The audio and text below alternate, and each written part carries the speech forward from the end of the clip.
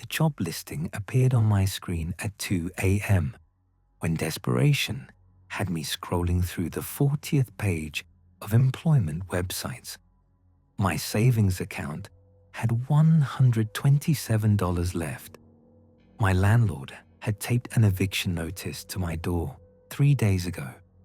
I was out of options. Night manager, remote forest lodge, $4,000 per week.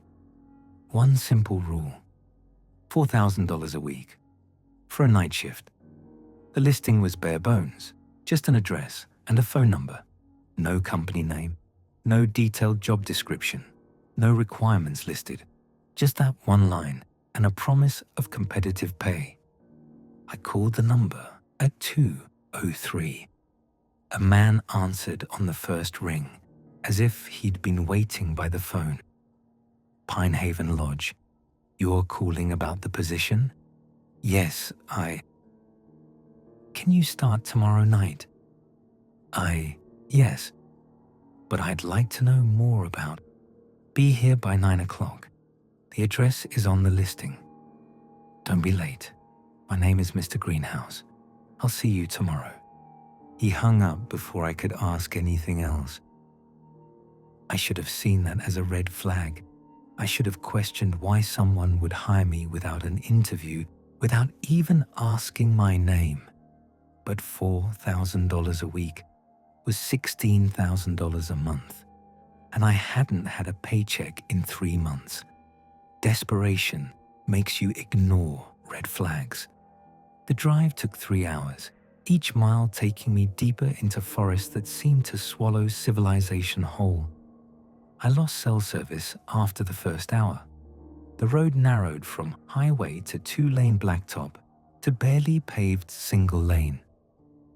My GPS died 20 minutes before I arrived, but there was only one road by then, cutting through trees that blocked out the afternoon sun.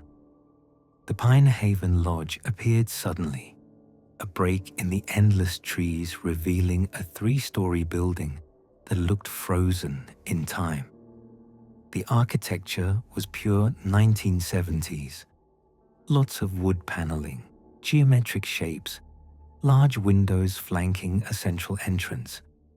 A gravel parking lot held only one car, a pristine vintage sedan that looked as old as the building itself. The place was beautiful in an eerie, forgotten way. Too pristine, too empty.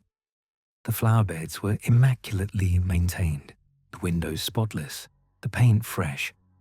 But there were no guests, no cars, no signs of life except that single sedan. I parked and checked my phone. Still no service. I was completely cut off out here. The front door opened before I could knock. A man in his 60s stepped out, wearing slacks and a cardigan that matched the building's vintage aesthetic.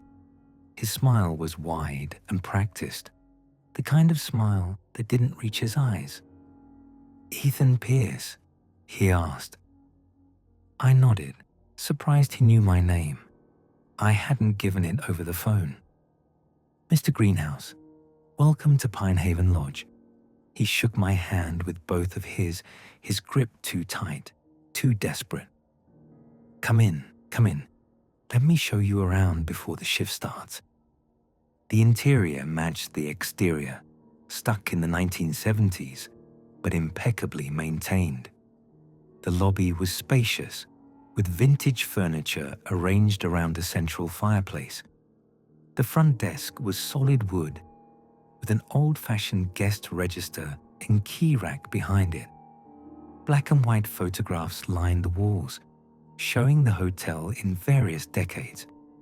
I noticed that in every photo with guests, their faces were strangely blurred, as if they'd moved at the exact moment the shutter clicked. "We don't get many guests anymore," Mr. Greenhouse said, following my gaze. "The remote location, you know. But we maintain the property. Keep it ready. You never know when someone might need a room." "So what exactly will I be doing?" "Simple. Man the front desk, from 10 o'clock at night until 6 o'clock in the morning. Answer the phone if it rings, though it rarely does. Keep an eye on things. There's a cot in the back office if you want to rest." He walked behind the desk and pulled out a laminated card, handing it to me with trembling fingers. "But there's one rule. Only one. This is very important, Ethan." The card read, "Stay away from all windows and doors after midnight. If they can't see you, they can't ask to come in." I looked up at him. "Who's they?" His smile faltered. "The guests who don't check in through the front door." "I don't understand." "You will." He glanced at his watch, an old wind-up piece that looked like an antique. "It's 9:45. I need to leave. The back office is through that door. Everything you need is there. Remember the rule, Ethan. Stay away from windows and doors after midnight. If they can't see you, they can't ask to come in." But what does that mean? Who are they? What happens if I really must go? The cheerfulness vanished from his voice, replaced by something that sounded like fear. He was already moving towards the entrance, his pace increasing with each step. "Just follow the rule. That's all you have to do. Just follow the rule." He was out the door before I could ask anything else. Through the large windows flanking the entrance, I watched him practically run to his car. The engine started on the first try, and he pulled away fast enough to spray gravel. Within seconds, his taillights disappeared into the trees. I was alone. The silence pressed down on me. No traffic sounds, no distant voices, no hum of modern life. Just the occasional creak of old wood settling and wind moving through the trees outside. I explored the space, trying to shake off the unease. The lobby was larger than I'd initially thought, with hallways leading to wings of guest rooms. A grand staircase curved up to the second and third floors. Behind the front desk, the back office was cramped but functional. A desk, a filing cabinet, a mini fridge, a coffee maker, and a cot pushed against the wall. The office had no windows, just a door that led back to the front desk area. I made coffee and tried to rationalize what Mr. Greenhouse had said. Maybe there were homeless people in the area. Maybe they sometimes tried to get into the hotel at night. That would explain the warning about windows and doors. Stay out of sight. Don't engage. Let them move on. That made sense. Except it didn't explain the fear in Mr. Greenhouse's eyes when he'd rushed out. At 11:30, I was sitting at the front desk, working my way through my third cup of coffee. Nothing had happened. The hotel was silent, empty. I could see the dark tree line through the windows, black against the slightly lighter sky. No movement, no lights, no sign of anyone or anything. I was starting to think this would be the easiest money I'd ever made. At 11:47, I heard the first sound that didn't come from the building itself. Footsteps on the gravel outside. I froze, listening. The footsteps were slow, measured, circling around from the side of the building toward the front entrance. They didn't sound quite right. The rhythm was off, the spacing between steps too long. The footsteps stopped at the front door. Then came the tapping, soft, polite, patient. Knock, knock, knock. I looked at the clock. 11:49. Not midnight yet. The rule said after midnight. But every instinct told me to stay where I was. The tapping continued. Knock, knock, knock.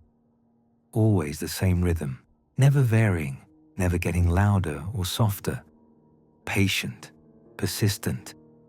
I stood up, took a step toward the front desk, toward the door. I could help whoever was out there. Maybe they were lost. Maybe they needed dash dash. The laminated card caught my eye. If they can't see you, they can't ask to come in.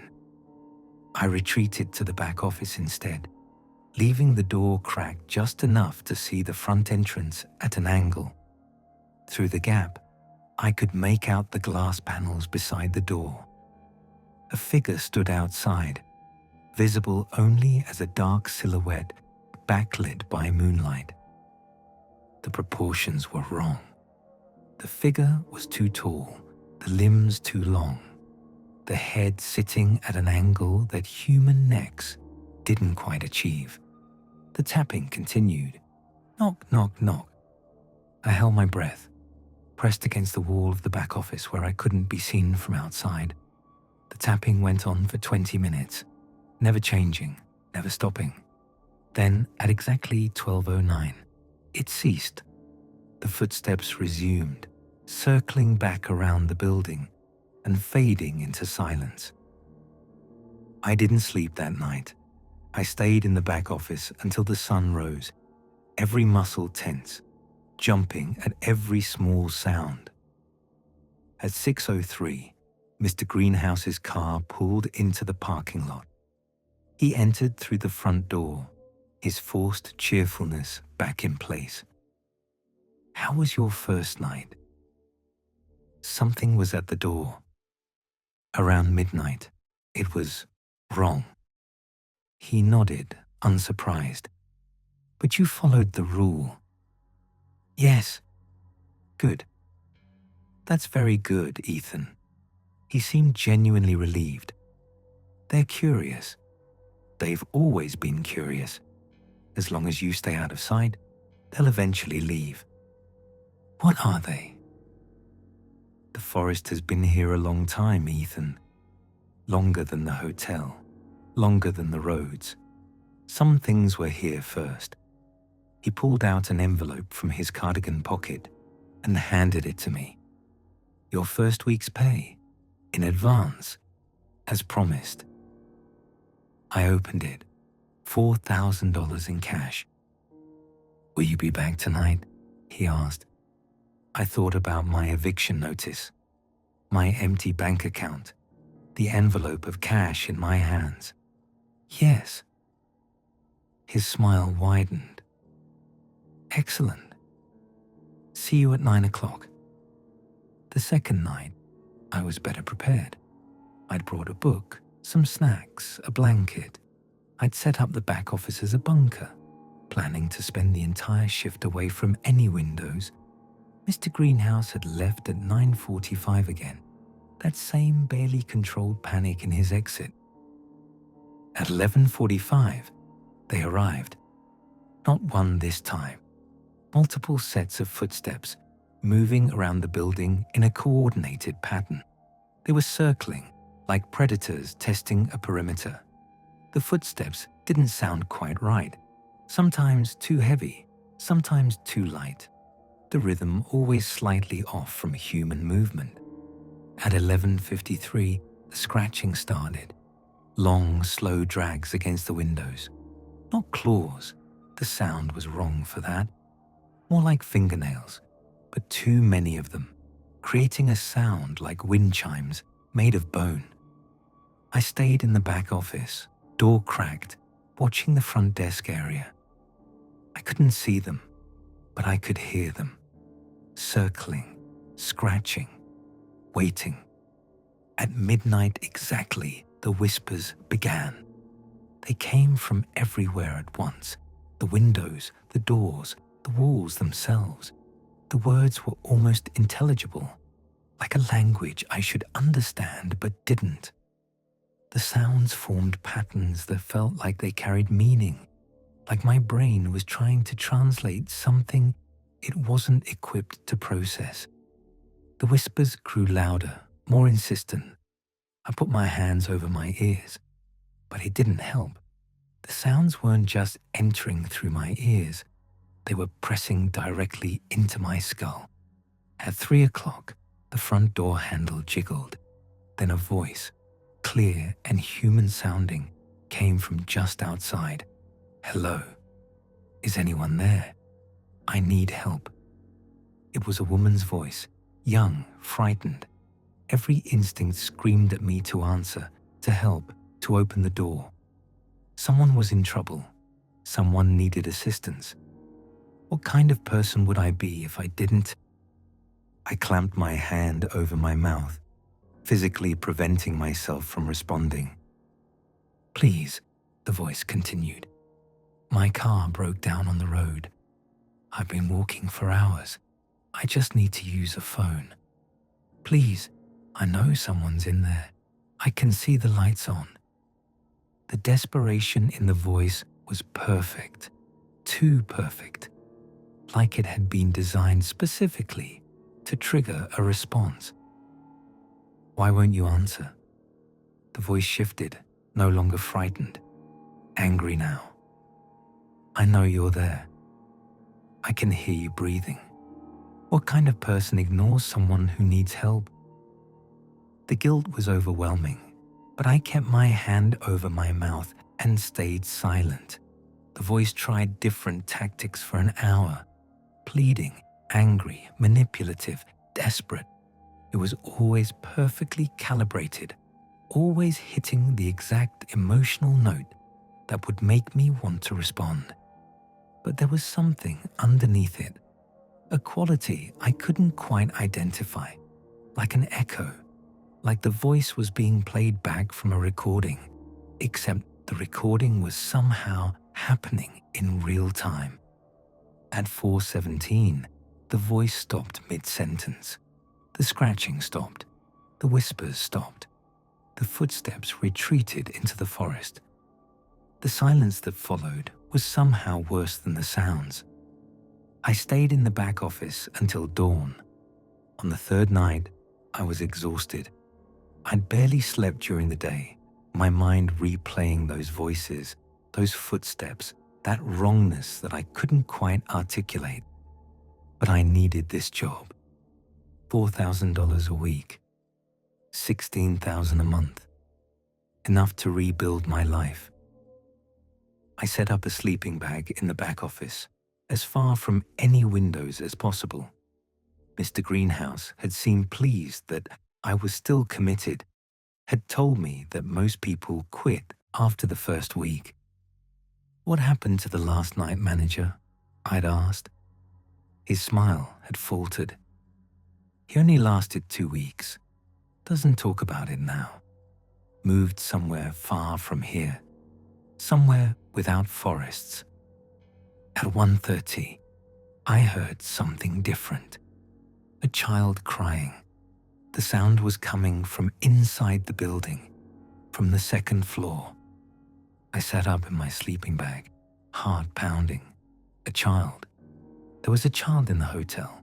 Someone must have wandered in during the day, gotten locked in somehow.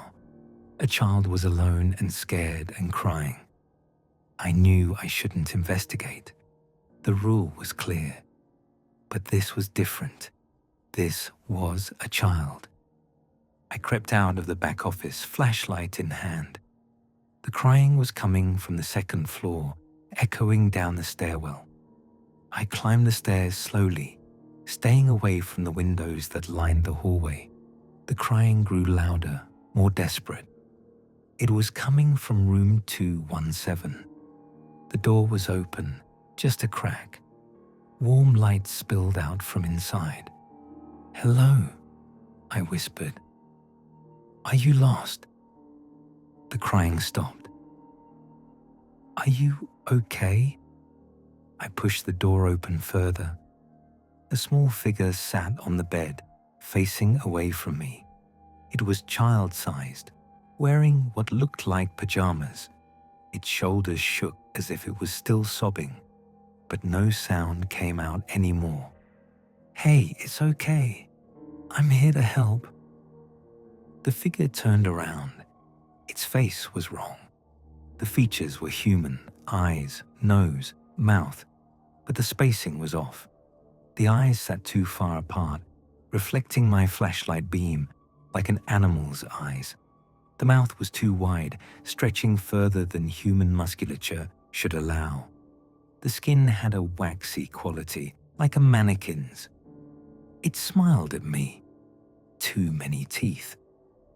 "Now you've seen me," it said in that child's voice. Perfect except for that echo quality. "Now I can see you." I ran. Didn't think. Didn't look back. Just ran. Down the hallway, down the stairs, back to the office. I slammed the door, shut and locked it, breathing hard, my whole body shaking. The crying resumed, but now it was mixed with laughter, high-pitched, delighted laughter that followed me through the walls. It continued all night, never stopping, never fading. The next morning, Mr. Greenhouse knew immediately that something had changed. "You went upstairs," he said. It wasn't a question. There was a child crying.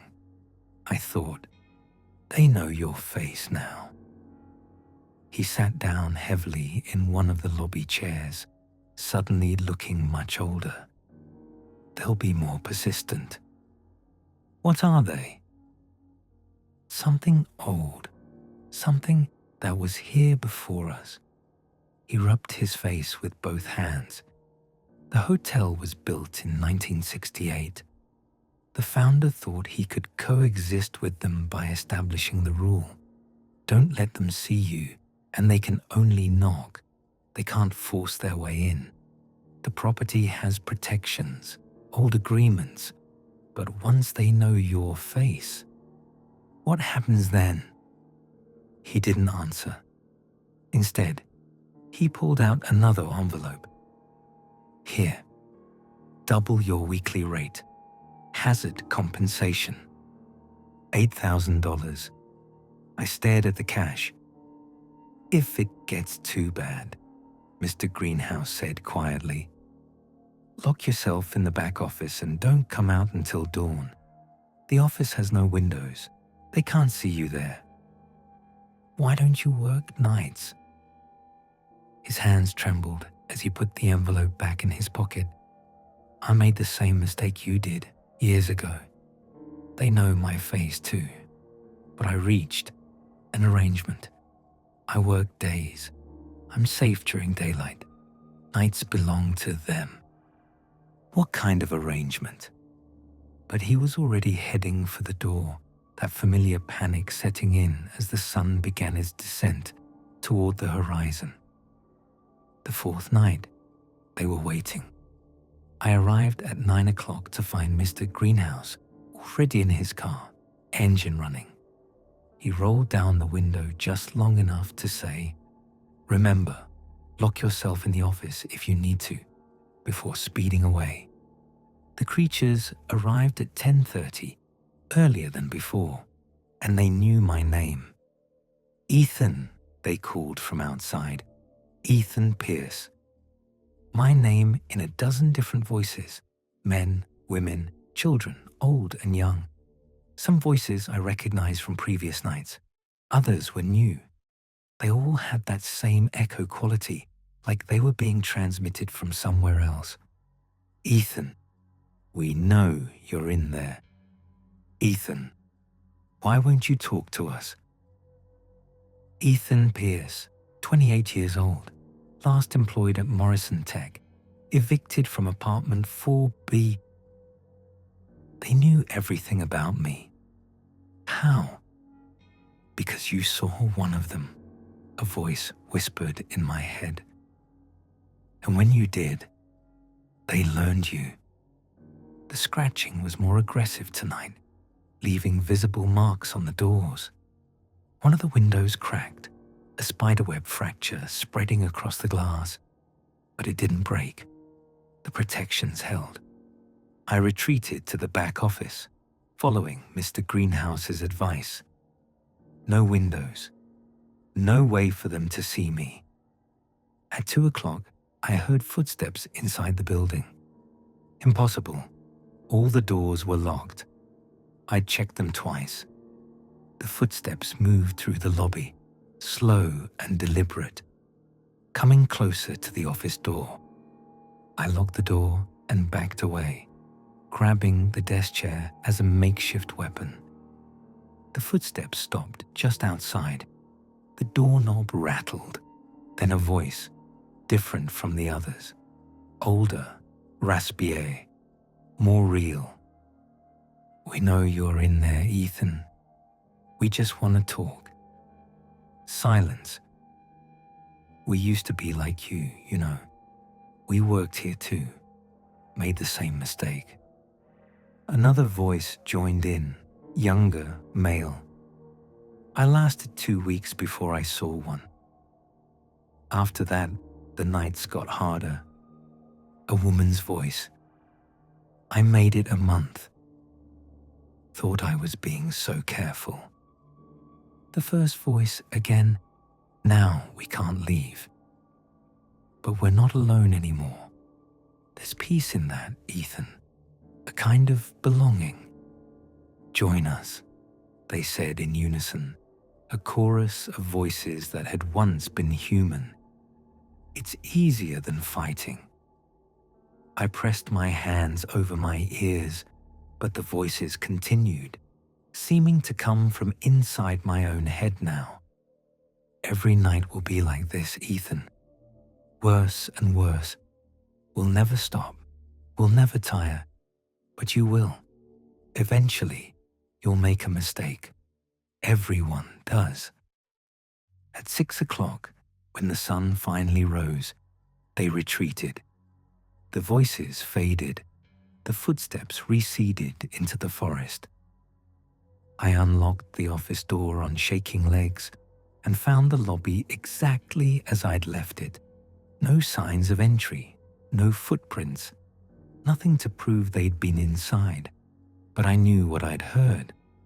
Mr. Greenhouse arrived and was visibly surprised to see me still there.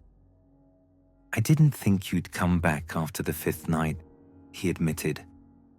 "Nobody ever does. You've been feeding them employees." The accusation came out flat, exhausted. "You knew what would happen when I went upstairs. You knew they'd learn my face." He didn't deny it. "I'm trapped too, Ethan. I made the same mistake years ago. Saw one of them. After that, he trailed off, staring at something I couldn't see. I reached an arrangement. As long as I stay during daylight and bring them someone new for the nights, they let me keep this half-life. So you're just going to keep hiring people, keep sacrificing them. You can leave right now, drive away. But they know your face, Ethan. They'll find you. That's not possible." "The forest is everywhere," he said quietly. "They can travel through any woods, any dark place where trees grow thick. You think you can escape to a city? There are parks, tree-lined streets. They'll find you in the shadows." "You're lying." "Am I?" He pulled out his wallet and showed me a photograph. Him, decades younger, standing with a woman and a young girl. My wife and daughter. I moved them to Phoenix after I made my arrangement. Driest city in America. Barely any trees. His hand shook, holding the photograph. They found them anyway. One dark street with oak trees. That's all it took. I felt sick. What happened? They gave me a choice. Come back to the hotel or lose them forever. So I came back, and they let my family go. He put the wallet away. "I won't stop you from leaving, Ethan. But I'm telling you the truth. Once they know you, they'll find you." Or ... quote. "Or what? Or you take my job, work days, stay safe, and help me find the next night manager." I stared at him. at this broken man who'd been feeding people to monsters for years just to cling to his daylight existence. "I'm working one more night," I said. "Then I'm leaving. I'll move somewhere without forests. I'll take my chances." He nodded slowly. I said the same thing once. The sixth night, I could feel their anticipation. They knew it was my last night. Somehow they knew. The sun set at 7:43. They arrived at 8:15 while Mr. Greenhouse was still there. He heard them gathering in the woods and went pale. "They've never come this early," he whispered. "Ethan, maybe you should—" "I need the money. One more night's pay." He pressed the envelope into my hands. "Good luck." He was out the door before full dark, practically running to his car. I was alone with them. The scratching started immediately, before I'd even locked the doors. They were frenzied, desperate, throwing themselves against the windows with enough force to make the frame shake. The glass cracked in 3 places but held. The voices started at 9:30, an overlapping cacophony of sound that made it impossible to think. "Last night, Ethan. Don't leave us. You belong here now. We're so hungry. Just look, just once more. Let us see you." At 11 o'clock, I retreated to the back office. But I'd been careless, distracted by the voices. I hadn't locked the door. At 1 o'clock, the windows shattered. All of them, simultaneously, glass exploding inward with tremendous force. But the creatures didn't enter. They stayed outside, just at the threshold, dozens of them visible in the moonlight. They were impossibly tall, with limbs that bent in too many places. Their faces shifted when I tried to focus on them, features rearranging themselves into configurations that hurt to perceive. Some wore clothes, fragments of uniforms, old-fashioned dresses, modern jackets, stolen from previous victims. Or were these things actually wearing what they died in? "Look at us, Ethan," they chorused. "See what you'll become." One of them wore a uniform like mine, the previous night manager. Its face was a twisted mockery of human features, but I could see traces of who it had been. The fear in its eyes looked real.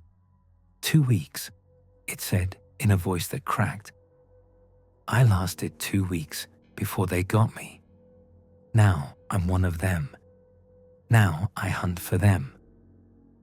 "It's not so bad," another one said, this one in a woman's uniform from a different era.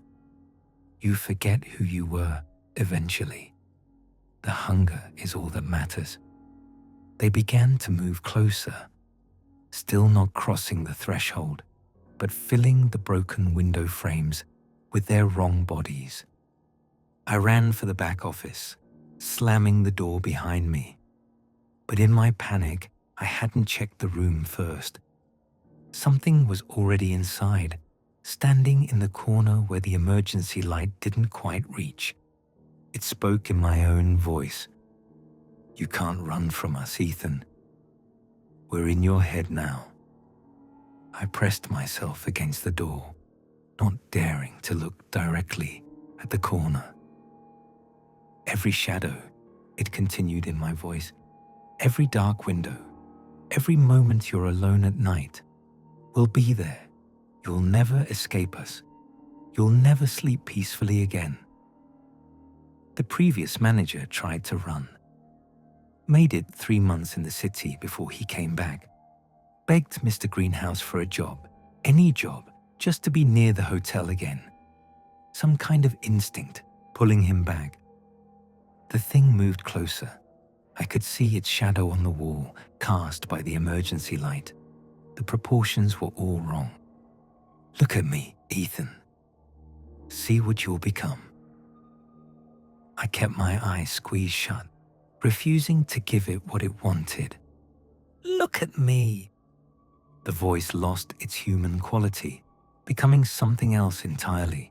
A sound that vibrated in my bones, that made my teeth ache, that felt like it was tearing apart the fabric of reality. But I didn't look. At 6 o'clock exactly, it vanished. The sudden silence was deafening. I waited 5 more minutes before opening my eyes, before unlocking the door and stumbling out into the lobby. The broken windows had been repaired. No, not repaired. It was as if they'd never been broken. The glass was intact, without even a scratch. But I knew what I'd seen, what I'd heard. I didn't wait for Mr. Greenhouse. I grabbed my keys and ran for my car, the envelope of cash clutched in my hand. The engine started on the first try, mercy in that, at least. I drove away fast, not looking in the rearview mirror, not stopping until I'd reached the main highway 3 hours later. I kept driving, putting as much distance as possible between myself and that cursed hotel. By evening, I'd reached the city, Cincinnati, with its concrete and steel and blessed lack of forests. I found an apartment that same day, 5th floor. No trees visible from any window. I got a job within a week, working in a call center. Normal hours, fluorescent lights, other people around. I told myself I was safe. 2 weeks passed. I started to sleep again, though never easily. Every shadow made me flinch. Every unexpected sound made my heart race. But nothing happened. No scratching at the windows, no voices calling my name, no impossible figures in the night. I started to believe I'd escaped. On the 15th night, I came home from work at 11:30. I was tired, looking forward to collapsing into bed. My apartment was exactly as I'd left it. 5th floor, safe, surrounded by other occupied units. I made myself dinner, watched some TV, tried to unwind. At 11:47, I heard it. Soft tapping at my window. I froze. I was on the 5th floor. There was nothing outside my window but air and a 40-foot drop to the pavement below. The tapping continued. Knock, knock, knock. The same rhythm from that first night at the hotel. I didn't want to look. Every instinct screamed at me not to look. But my body moved, without my permission, turning my head toward the window. A figure clung to the outside of the building, impossibly.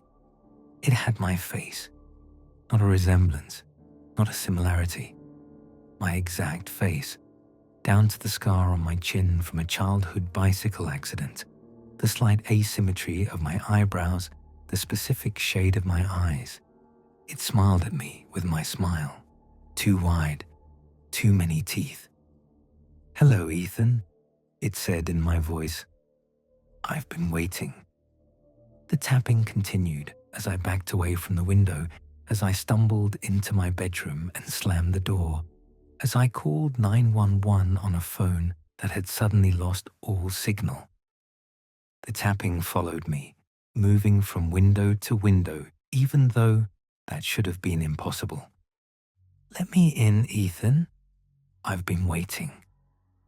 I'm writing this now, at 3:27 in the morning, while that thing with my face taps patiently at every window in my apartment. I've stuffed towels under the doors, covered all the windows with sheets, locked myself in the bathroom, the only room without a window. But I can still hear it, still hear my own voice calling to me from outside. "Let me in, Ethan. Let me in. Let me in." The sun will rise in a few hours. Maybe it will leave when dawn comes. Maybe I'll have a few hours of peace before it returns tomorrow night. Or maybe Mr. Greenhouse was right. Maybe once they know your face, there's no escape. Maybe the only choice is to go back to the hotel, to accept whatever arrangement he made, to become another recruiter luring desperate people into the forest. The tapping is getting louder now, more insistent, coming from multiple windows at once, even though there's only one figure out there. Or maybe there are more of them now. Maybe they've been multiplying while I've been hiding in here. Let me in, Ethan. I don't know what to do. I don't know if I can survive another night of this. The exhaustion is setting in, making it hard to think. Hard to remember why I shouldn't just open a window and end this. Maybe that's their strategy. Wear me down until I'm too tired to fight anymore. The bathroom door handle is jiggling now, even though it's locked, even though there shouldn't be anything on the other side. Let me in, Ethan. Please. I just want to come home. It sounds so much like me, so exactly like my own voice that for a moment, I almost believe it. Almost believe that there's another version of me out there who needs help, who wants to come in from the cold. My hand is on the doorknob. I don't remember moving it there. That's right, Ethan. Just turn the handle. Just let me in. We can be together again. Together again? We were never together. It's not me. It's not. The tapping has stopped. The voice has stopped. The sudden silence is worse than the sound. I don't know what's happening on the other side of this door. I don't know if it's still out there, or if it's somehow already in here. I don't know if opening the door will let something in or reveal that it's already too late. All I know is that dawn is still 2 hours away, and I'm not sure I'm going to make it. If you're reading this, if someone finds this account after whatever happens next, don't take jobs that seem too good to be true. Don't work in places that have rules without explanations. And most importantly, if something tells you not to look, not to let them see you, don't make the same mistake I did. The doorknob is turning on its own now. I didn't unlock it. The door is opening. I can see something in the gap.